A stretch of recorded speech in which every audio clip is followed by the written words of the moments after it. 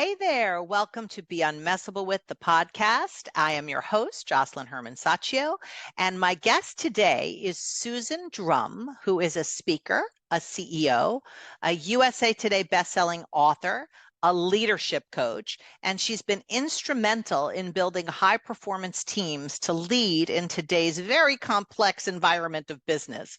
She's personally coached billionaire CEOs, high-profile political figures, and prominent Fortune 100 senior executive teams, and she has a unique blend of expertise, which includes a master's in acting, a degree from Harvard Law School, and strategy consulting at the Boston Consulting Group. She has delivered keynotes and facilitated sessions for companies like Oracle and KPMG and Microsoft and L'Oreal, to name a few. And she is a dear friend of mine for decades. I am so happy she said yes to being on the podcast. Welcome, my friend, Susan Drumm. Susan. Thank you. Thank you. I'm so excited to be here with you. I'm so happy to have you here. It's always great to talk to you because I always feel like when we talk, something comes out of it that neither one of us had seen before, which is such a gift, So yeah. I'm excited to have this opportunity for our listeners and viewers, however they get their podcasts.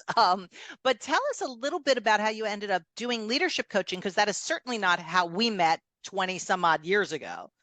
Yes.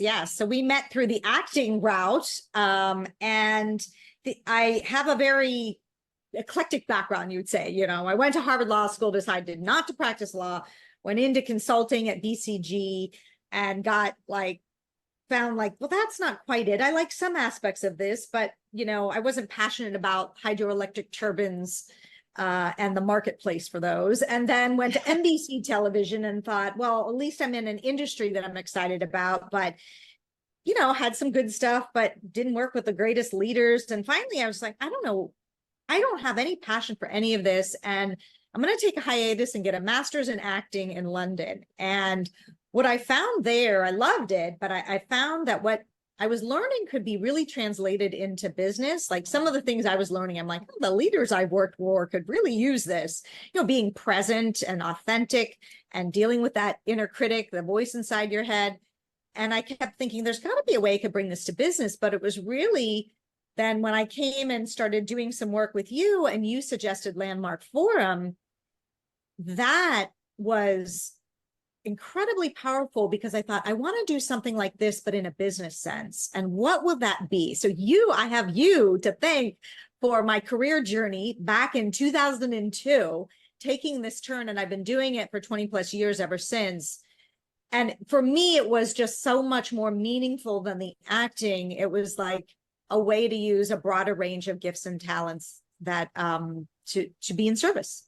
Yeah, and you were always so smart. Like even the acting stuff that we ended up having you do was like hosting a financial blah blah blah show, and it which was always nothing about the financials. No, which for anybody listening, that just goes to show you whatever you're watching, all these supposed experts might not be experts. They might be just playing one on TV, like Marcus Welby, right? I just dated myself with that reference. So when you work with executives and teams, and I know you've worked with very, very high level executives and C-suite teams, what do you find gets in the way the most, or how I would say that is messes with them in being able to fulfill their vision or get their mission accomplished as a company? Yeah. Well, the whole purpose of being a leader is to get things done through a team, right? Your job as a leader is to create capacity and capability in those that are working with you. And what I find stops that, there are several different things that stop that, but one and big is delegation and how people delegate, because I find it tends to be a black and white issue. Either I hold on to too much, I don't trust the people to do what they need to do, and therefore I can't rise to the level of what I need to do from a visionary standpoint, or I throw it over the fence and hope it works and don't provide the guidance that's necessary to have people be successful and have you be successful. And so this dichotomy is where a lot of leaders get stuck. Yeah, I've found that also in my work with entrepreneurs and CEOs that a lot of time, even if they are good at delegating, they're not great at training the person in a way that is Yeah. like reproducible over time. So they end up spending all this time training somebody, and then that person leaves and all the information leaves with them. With So them. Yeah. it's really it's a big issue for people. And then they hate the training, but they're like, oh, but I spent all this time trying. It's easier to just do it myself. So what do you say to the people that you work with that have that kind of experience from the past in training and delegating?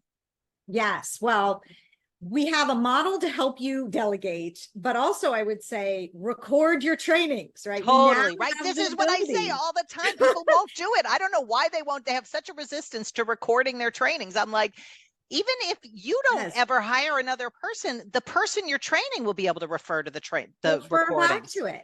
We create playbooks for everything. So we've got a vast library of playbooks so that because when you have a turnover, someone has to leave for something you never know, then you're not starting from scratch.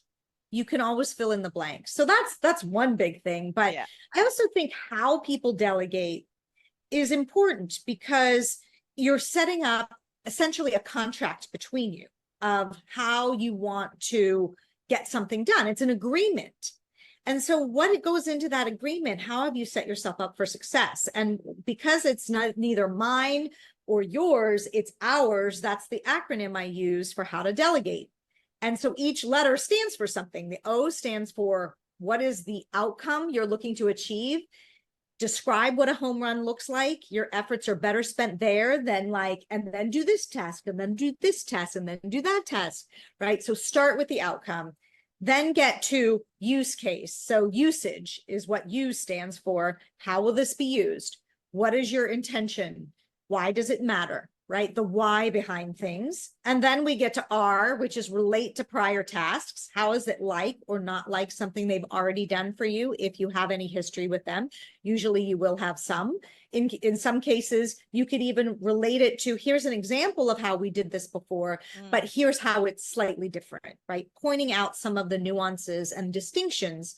And then finally, S, which is even the part that I don't do as well, that I need work on, is sealing the deal. Sealing the deal means, when will you do this? How will I know?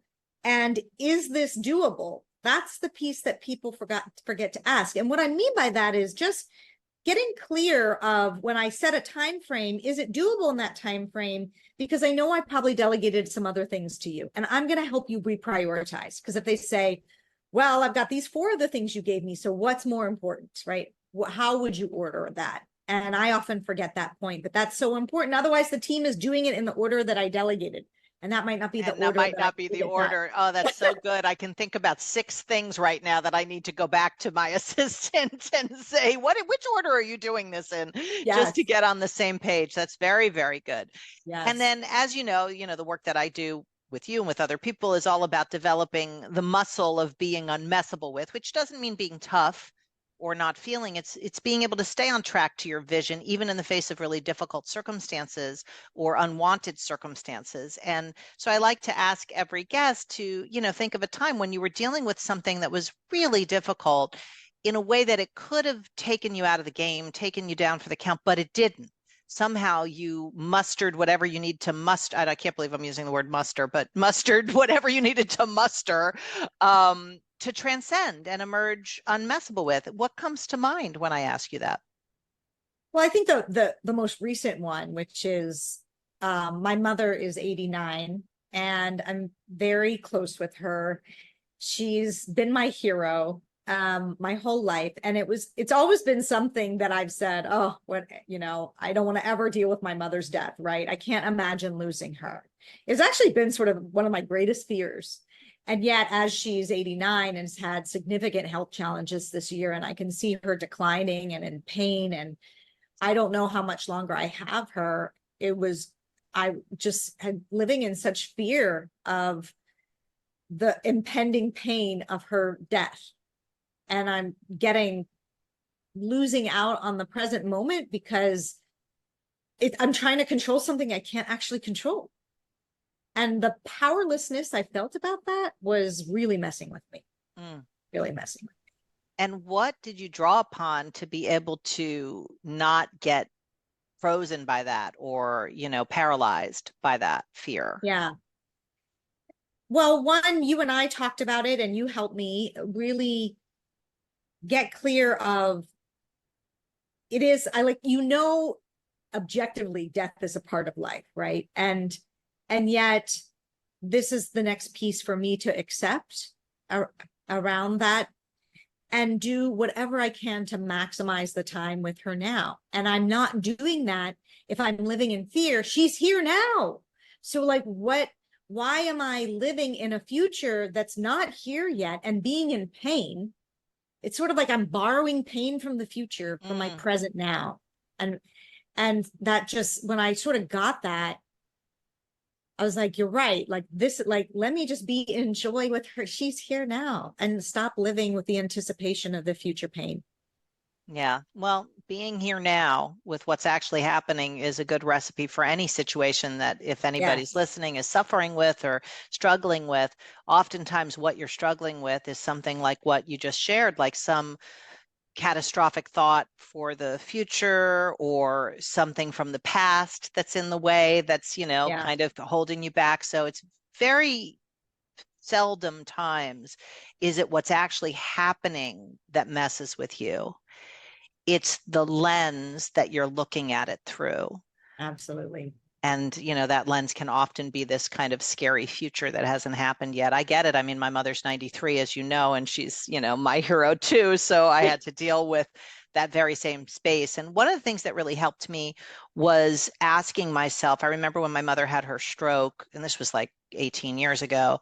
I was on the train I was in DC when it happened, and she was in Long Island. And so I was on the train going back to New York, like in the middle of the night, and crying and sad, like I didn't even know what a stroke meant, but I thought like she's going to die. And then I asked myself, okay, what's incomplete between me and my mom? Because ultimately when people die, it's not like dying is bad or wrong or anything. It's what's incomplete that messes with people that stay around. Like, I should have just told them I love them more, or I wish I had spent more time with, or whatever the regrets, right?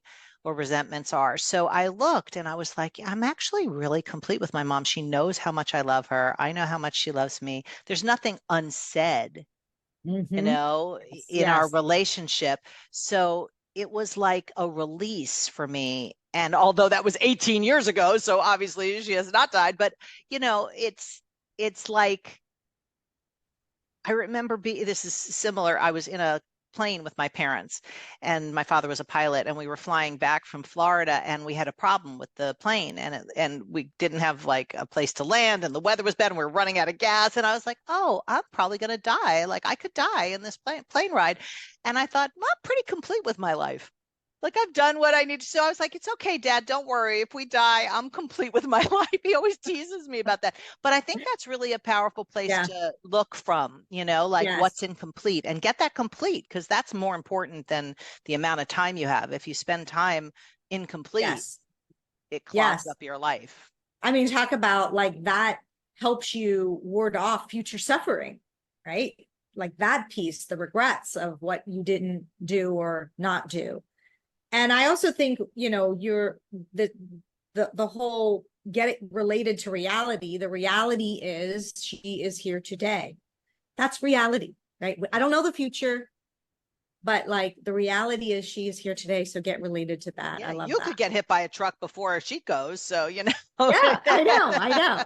So I know, it really is. That's very good. I love that. So tell us a little bit about your book. I really want to talk about the work that you do with music, and the Leaders Playlist is the book. It's really, for those of you that haven't read it yet, it's worth getting. It's what I call a perfect hack to being messable with. So talk a little bit about the work that you did in that book. Yes.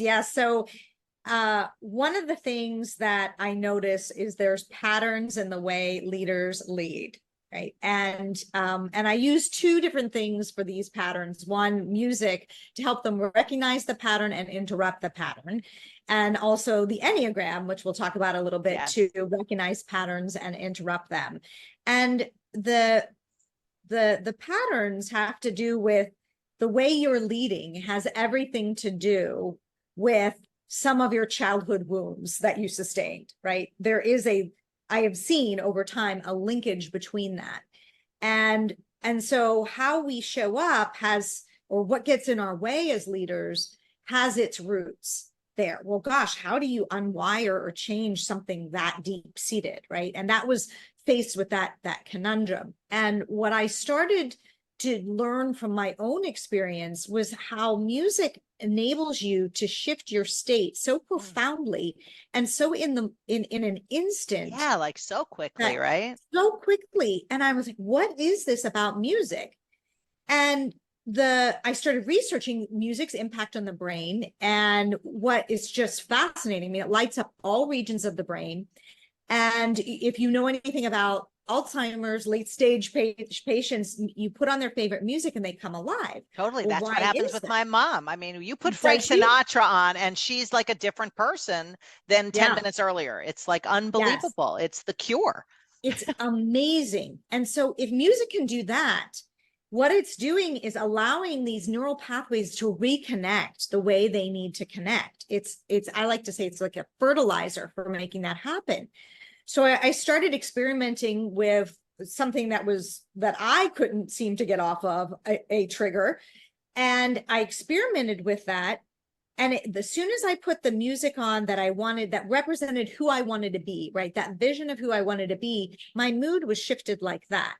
And the more I practiced it, the more I could sort of interrupt when I felt myself going down what I call the 8-lane highway to hell, where I'm brooding and I'm like, nope, not going to go there, and I put on Bruno Mars 24 Karat Magic and I'm in a whole different landscape. And so I started experimenting with my clients to help them get off their patterns, and found that they could essentially build a habit more quickly.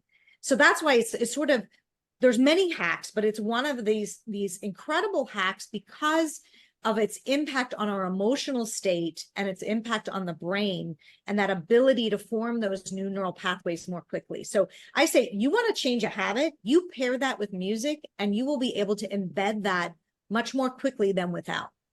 Beautiful. And how could somebody, if they're listening today, implement that like today? What is an action they could take that would start to implement this methodology, I'll call it, of the Leaders Playlist? Yeah. Well, you might want to look at where is some place that you're getting triggered in your life, right? And what emotion is that bringing up for you? Is it frustration or anger, whatever it is? And you could both use it to interrupt that pattern and create a new one. If you want to use it to interrupt it, I'll give an example of someone who had this constant like feeling of being excluded from something. And it was happening at work, and she was getting angry and frustrated. And so she paired that with the song Adele's Hello, and so in her mind, I'm like, what song best represents your emotional state when this occurs? And for her, it was, you remember that song, it's like, hello, can you hear me? Yeah. I've been calling 1,000 times, you won't pick up the phone, And so for her, it was when she started to feel that like same frustration, like there's Adele's Hello again. Oh, there's Adele. Okay, there's Adele, right? And so she could start to recognize it faster. And then what we worked on is what did she want to be instead? And what she wanted to be instead was bringing peace and appreciation. That was her vision. So we talked about the songs that gave her that sense of peace and appreciation. And one of them was Natalie Merchant's Kind and Generous, right? And so what she would do is start her day with that song, right? Practice being in that emotional resonance. And then anytime she needed to shift, she would like, do I want to be Adele or do I want to be Natalie Merchant, in this moment? And so she could practice that vibrational frequency, but really use the music as her practice ground. Create a whole playlist of songs that had her be in that state. And I say usually a playlist of at least 10 or more songs, because the brain likes variety, and you have to kind of switch them up once you get bored of them. What's something else that will put you in that emotional state?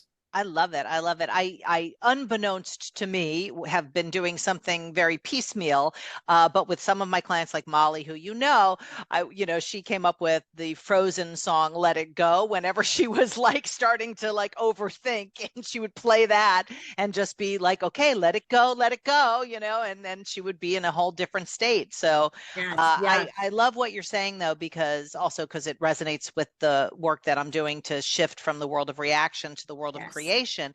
It's like the piece I was missing in what I do with people is to identify the song that represents the messable with space. Mm-hmm, And mm-hmm. so that you have two voices rather than just, okay, what song do you want to be in the Yeah, space of creation? So I like that. I think I'm going to implement that and start testing it out with my people too. And then yes. and then Susan, I know you do so many, different online courses and, bespoke programs, but the Enneagram, which seems to be something that you're an expert in. I know when I wanted to learn about it, I came to you. Yeah. What does that have to teach us about being messable with and being able to stay on track with our vision and fulfill what we want? Yes, yes. So the Enneagram is a powerful model of self-development. It often gets compared to things like DISC and Myers-Briggs, and it is not that. It is very different because it's this model for development, and it shows where you relate as a system within the system of people and perspectives. I think as human beings, we think we're chameleons and we can see 360 degrees, but we can't. We have a central vision and a peripheral vision. And where we point our focus of attention, that's what we see. But there's something behind our head we can't see, and that's our blind spot. And so what the Enneagram outlines for you is where you tend to be motivated to look. It looks at motivation, what drives you. It's the why. It's not about the behavior. It's the why you're doing what you're doing. And so it's sort of, I'm motivated to look this way, and I develop a superpower that direction. But that blind spot behind me, I don't even know it. Like, I may not even know it exists because the whole world looks like this. And what it does, the Enneagram, is allow you to see there's actually a lot of other perspectives that you could consider in dealing with any challenge. And actually, the person that's probably triggering you in the model is the person that's looking in the exact opposite of your blind spot. So I use it a lot in teams to unwind team conflict, because they'll go, that's why that person bugs me. Right. Because but what they could see is that person is actually your best friend in terms of growth and development, because they're seeing something that you can't see. And if I just keep arguing, no, it's yellow, it's yellow, it's yellow, and you're saying, no, it's green, it's green, it's green, you start to see in this model why both are actually possible and both are warranted. And together we get the full picture when we're in relationship with each other, not just arguing for our point of view. And so how could somebody find out more about their Enneagram, or other people, like their husband's I know you did that with my husband and I, but their husband or their team member, or their mother, or whatever it would be. How could they learn more about this model for themselves to be able to implement Yes. strategies? Yes. It's not just about taking the assessment, it's understanding how to implement that and actually learn from it, right? Data is useless unless acted upon. So we developed a course called Enneagram Applied, because we're applying the knowledge. Makes sense. To both get assessed, understand your path of growth, and it very clearly delineates, well, which other numbers are your path of growth, something called your wing styles and arrow lines, what you have to learn from them, and help you create your own development plan for doing so. Like, how do I put this into action, into practice? Because that's what we want to see. And I like the actionability of that. Perfect. Perfect. So I'll put a link in the show notes to that course if somebody wants to find out more about it. But there was something you wanted to offer as a gift to the people listening and watching. What was that you wanted to give people? Yes, if you go to susandrum.com/quiz, there is the quiz of your path to enlightened leadership. And in 7 questions, it will outline, takes no more than 5 minutes. It will outline what is your superpower and what is a roadblock that might get in your way.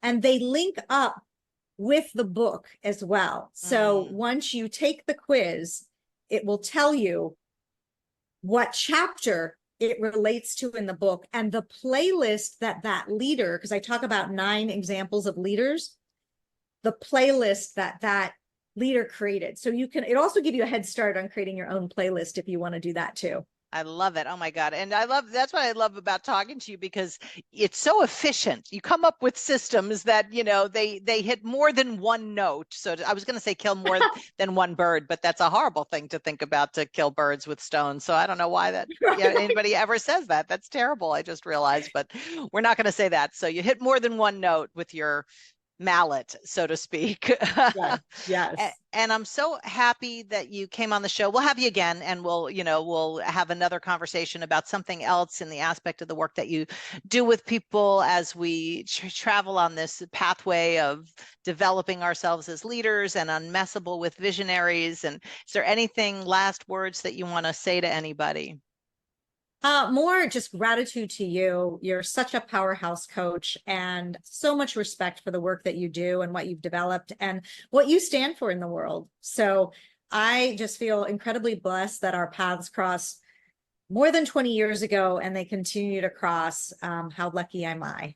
Yes, well, I feel the same exact way. So I look forward to building cathedrals with you in the future. Yes. And for everybody listening or watching, if you got value out of this episode, please rate and review the episode, but more importantly, share it with anyone that you think would get value out of what we talked about today, because there was quite a bit that we talked about. So I'm sure you have several different people that could benefit from the tools and strategies and blind spot illumination that was done in today's episode. And we will see you on the next episode of Be Unmessable With, the podcast. Thank you again for tuning in to this week's episode of Be Unmessable With, the podcast. And I never take for granted that you spend time with me. And I always want to make sure that you get value when you do. So I am including in the show notes a link for you for our Basics of Being Unmessable With workbook. It's a 12-page workbook that gives you all the basics of developing yourself to be unmessable with no matter what life throws at you, to be able to shift from the world of reaction to creation on a dime. And it'll give you a whole practice that you can implement in your daily life over and over and over again. So click on the link below and grab that 12-page workbook and let me know what you discover as you engage with it. Have a great week.